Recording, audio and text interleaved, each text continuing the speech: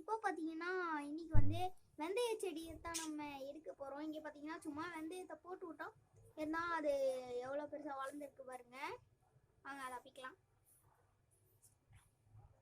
இப்போ பார்த்தீங்கன்னா நல்லா புசு புசுன்னு இருக்கு. இப்போ நம்ம அதை பிக்கலாம்.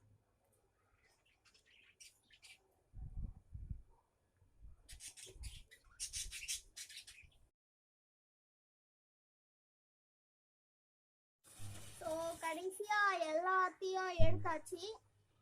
அதெல்லாம் எடுத்து இவ்வளோ வந்திருக்கு. பார்த்தீங்கன்னா இது பார்த்தீங்கன்னா உடம்புக்கு நல்லது, சூடை தணிக்கும். இது முடிக்கும் ரொம்ப நல்லது. சுகர் இருக்கவங்க இதெல்லாம் நல்லா சாப்பிடலாம். இதில் நிறைய பெனிஃபிட்ஸ் இருக்குது. அதனால வெந்தயம் இருந்துச்சுன்னா கொஞ்சம் இது மாதிரி போட்டு விடுங்க. உங்களுக்கு வெந்தயக்கீரை நல்லா வளரும். ஸோ இது மாதிரி அடுத்த வீடியோவில் பார்க்கலாம். பாய்.